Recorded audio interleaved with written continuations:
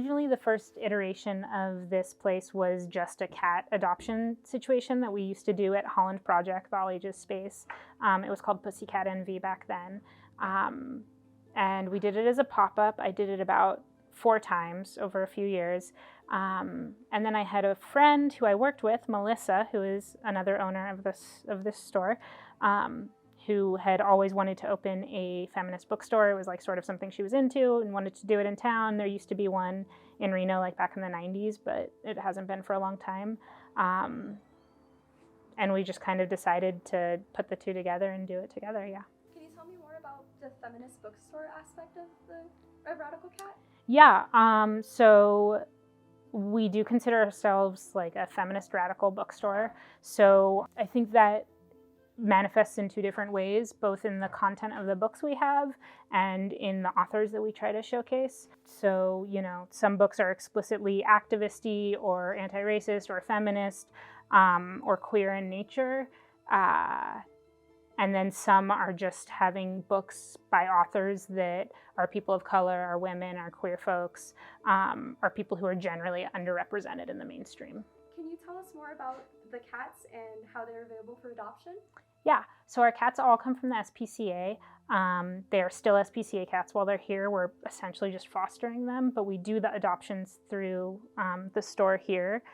So they are always fixed, vaccinated, microchipped, and we have, you know, typically here we have between 1 and 5 cats at a time. 5 is definitely the upper limit. The cat we have right now doesn't like other cats, so he is like a only cat kind of guy. So we won't have any other cats until he gets adopted. But when he gets adopted, he'll be our 50th adoption, so that's very exciting. And yeah, I mean, the SPC selects the cats for us, so, you know, they definitely select cats that they feel would thrive in this environment. You know, I think having cats is fun for people to come visit and potentially adopt, but it's also really important to us that it's a good experience for the cat as well. So the cat is experiencing like a socialization that it wants to experience or needs to experience. Cecil, for example, the cat we have right now, he's pretty shy until he knows you. So he's very comfortable with the staff here. Once he's met somebody a few times and knows he can trust them, he's super lovey and super cuddly.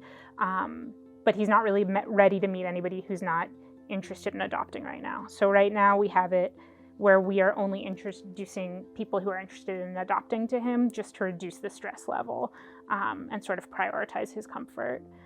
Typically when we have more social cats who are stoked to hang out with anybody, we welcome the general public in to just hang with them with no expectation or requirement to adopt.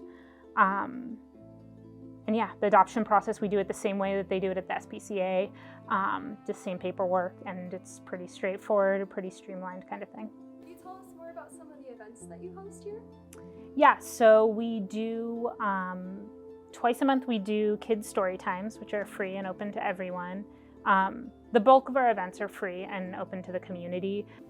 We have kids story times. We do like a movie screening night. We usually do like a panel once a month, which would be like sort of a small handful of community members who are doing different things. Last month's panel was on education. So we had like a librarian, a few teachers, and just kind of talking about, you know, stuff that's going on and their experience locally, as well as, you know, sort of the big picture of stuff. Then we'll do like paid workshops with local artists host the workshop. It's really super important for us to support people who are doing stuff locally. So this month we had a crochet workshop with a friend who is a local artist, Anna McKay. Our friend Haley, who is Haley Hageman, who does ceramics locally and teaches ceramics, did a like Valentine's Day workshop for, you know, decorating mugs. So usually something like that, like some collection of both a few paid things that are sort of based on somebody else who's curating the activity or the workshop, and then a panel, and then a few story times, and then some movie nights. What inspired you to create the Rad Cat Kids Club? It actually was not our idea. It was Britt from the Holland Project's idea. It was something that she sort of put together, and Britt and Alicia, who works there too.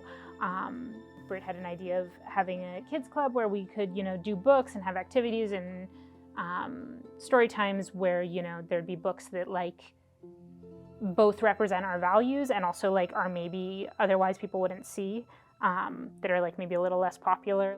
So yeah, that was Britt's idea, and she really put it all together. And we send part of the profits right now go to GRR, which is the formerly called Girls Rock Reno, is now like having a name change to move away from a sort of like gendered name, but is a camp for like a rock camp for kids. So right now, and that's associated with Holland. So part of those profits are going to that right now. What is the main mission of the bookstore?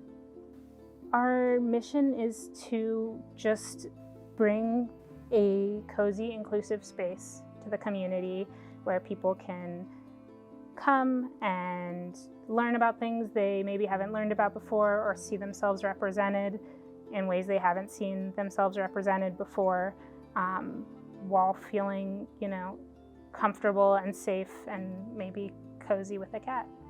In 5 words, how would you describe this place? Cozy, inclusive, radical, in progress, and community. And does Radical Cat have any plans or ideas for the future? I think we just hope to keep being here and keep surviving and stay in this space, and maybe someday we'll grow.